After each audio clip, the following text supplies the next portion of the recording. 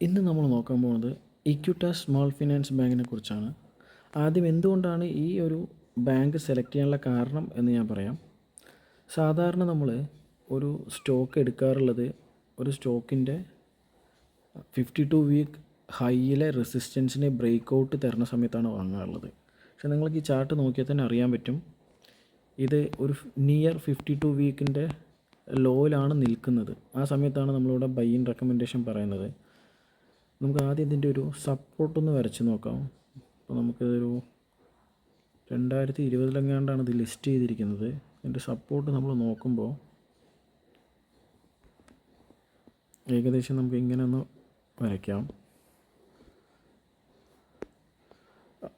Yes, exactly ഇതൊരു 52 week near 52 വീക്കിലാണ് നിൽക്കുന്നത്.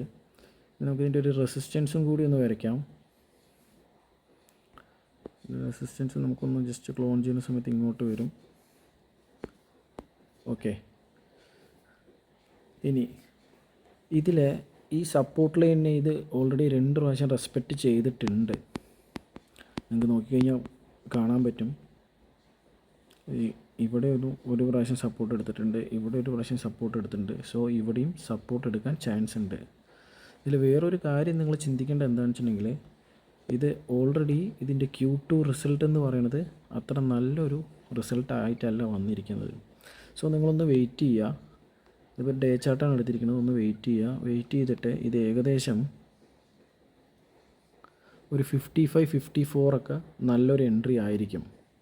So ഒരു 55-55 നിങ്ങളൊരു എൻട്രി എടുക്കണമെന്ന് വിചാരിക്കുക, അല്ലെങ്കിൽ ഒരു 55 ഒരു സപ്പോർട്ട് എടുക്കുന്നുണ്ടെങ്കിൽ തീർച്ചയായും നിങ്ങൾക്കിത് വാങ്ങാൻ പറ്റും. കാരണം ഇത് നോക്കിക്കഴിഞ്ഞാൽ അറിയാൻ പറ്റും, ഇതിവിടെ വന്ന് റെസിസ്റ്റൻസ് തട്ടി താഴെ വന്ന് സപ്പോർട്ട് എടുത്ത് വീണ്ടും റെസിസ്റ്റൻസിൽ തട്ടി ഇവിടെ ചെറിയൊരു കൺസോൾട്ടേഷൻ കഴിഞ്ഞ് ഒരു സെൽ ഓഫ് നടന്നിരിക്കുകയാണ് ഇവിടെ. അത് കഴിഞ്ഞ് ഇവിടെ നിന്നൊരു സപ്പോർട്ട് എടുത്ത് മുകളിലോട്ട് പോകാൻ തന്നെയാണ് ചാൻസ്. വൺസ് ഇത് മുകളിലോട്ട് പോയി കഴിഞ്ഞാൽ നിങ്ങൾക്ക് ഫസ്റ്റ് ടാർഗറ്റായിട്ട് നിങ്ങൾക്ക് ഇവിടെ വെച്ച് കട്ട് ചെയ്യാവുന്നതാണ്. ജസ്റ്റ് നോക്കിക്കഴിഞ്ഞാൽ കാണാൻ പറ്റും, ഇത് ഇവിടെ ഒരു റെസിസ്റ്റൻസ് വരുന്നുണ്ട്. സോ ഇവിടെ നിങ്ങൾക്ക് വെച്ച് കട്ട് ചെയ്യുക. നിയർലി എനിക്ക് തോന്നുന്നു 73 ആ ഒരു റേഞ്ചിൽ നിങ്ങൾക്ക് കട്ട് ചെയ്യാവുന്നതാണ്. അതല്ലെങ്കിൽ നിങ്ങൾക്ക് അവിടെ ഒന്നും കൂടി ഹോൾഡ് ചെയ്തിട്ട് നിങ്ങൾക്ക് വേണമെങ്കിൽ ഇവിടെ ഒരു സപ്പോർട്ട് റെസിസ്റ്റൻസ് ഉണ്ട്, അതായത് 85. സോ ഇതൊരു സ്വിംഗ് ട്രേഡ് റെക്കമെൻഡേഷൻ ആണ്, അല്ലെങ്കിൽ ഒരു സ്വിംഗ് ട്രേഡ് ആണ് ഈ ഒരു ചാർട്ടിൽ കാണുന്ന ഒരു പോസിബിലിറ്റീസ്. അതാണ് ഞാൻ പറയുന്നത്. സോ ഇവിടെ ഒരു റെസിസ്റ്റൻസ് ഉണ്ട്, അതുപോലെ തന്നെ ഇവിടെയും ഒരു റെസിസ്റ്റൻസ് ഉണ്ട്. ഇവിടെ ഒരു റെസിസ്റ്റൻസ് ഉണ്ട്, അതേപോലെ തന്നെ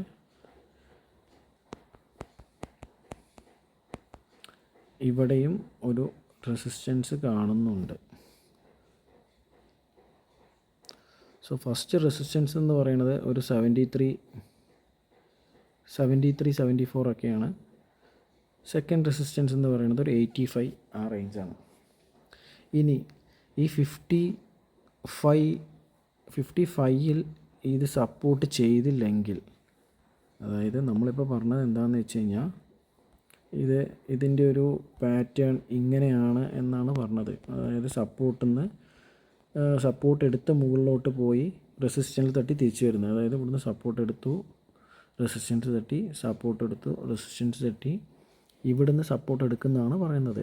വൺസ് ഈ 55-ൽ സപ്പോർട്ട് എടുക്കാതെ താഴോട്ടാണ് പോകുന്നതെങ്കിൽ പിന്നെ നിങ്ങൾ എടുക്കരുത്. സോ 55 വരെ ഒന്ന് വെയിറ്റ് ചെയ്യുക, അല്ലെങ്കിൽ ഒരു ട്രെൻഡ് റിവേഴ്സൽ വന്ന് കൺഫർമേഷൻ കിട്ടിയതിന് ശേഷം നിങ്ങൾ എടുക്കുക. സോ ഒരു 55-60 ആ ഒരു റേഞ്ചിൽ നിന്ന് ഒരു സപ്പോർട്ട് എടുത്തെങ്കിൽ മാത്രം നിങ്ങൾ ഈ സ്റ്റോക്ക് വാങ്ങാൻ ശ്രമിക്കുക. അതല്ലാത്ത പക്ഷം നിങ്ങൾ സ്റ്റോക്കിൽ ട്രേഡ് എടുക്കാതിരിക്കുക. ഓക്കെ, സോ നിയർലി ഇതിൽ ഞാനൊരു 100% അല്ലെങ്കിൽ 150% അങ്ങനെയൊന്നുമല്ല പറയുന്നത്. ഇതൊരു സ്വിംഗ് ട്രേഡിന് പറ്റിയതാണ്. ഇവിടെ നിന്നൊരു സപ്പോർട്ട് എടുത്ത് പോവുകയാണെങ്കിൽ നിങ്ങൾക്ക് ഫസ്റ്റ് ടാർഗറ്റ് ഒരു 75 അതിനകത്തോട്ട് വയ്ക്കാം. അത് കഴിഞ്ഞതിന് ശേഷം നിങ്ങൾക്ക് അവിടെ നിന്ന് വേണമെങ്കിൽ സെല്ല് ചെയ്യാം. കാരണം എന്താണെന്ന് വെച്ച് കഴിഞ്ഞാൽ ഇതിൽ നല്ലൊരു സെൽ ഓഫ് നടന്നിട്ടുണ്ട്.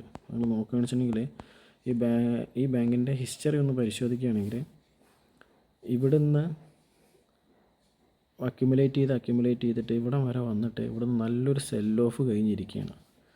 സോ ഇവിടുന്ന് ഒരു ട്രെൻഡ് റിവേഴ്സൽ ആകാനാണ് ചാൻസ്.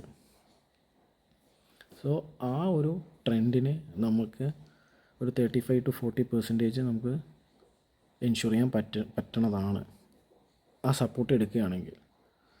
സോ 55 ആണ് അതിൻ്റെ മേജറായിട്ട് വരുന്നത്.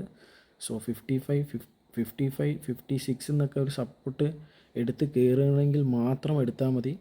ഇപ്പോൾ 62ലാണ്. സോ ട്രെൻഡ് റിവേഴ്സൽ എപ്പോഴാണ് വരിക എന്നൊന്ന് ചെക്ക് ചെയ്യുക. ഇത് 55 വരെ തന്നെ വന്നോളണം എന്നില്ല. ചിലപ്പോൾ 62 തന്നെ റിവേഴ്സലാകാം, അല്ലെങ്കിൽ വീണ്ടും ഒന്ന് ഇടിഞ്ഞ് 58 റിവേഴ്സലാകാം. സോ എനിഹൗ നമ്മളുടെ സപ്പോർട്ട് ലൈനിൻ്റെ ആ റേഞ്ചിൽ നിന്ന് ഒരു റിവേഴ്സൽ പാറ്റേൺ കിട്ടുകയാണെങ്കിൽ നിങ്ങൾക്ക് ഈ സ്റ്റോക്ക് വാങ്ങാവുന്നതാണ്.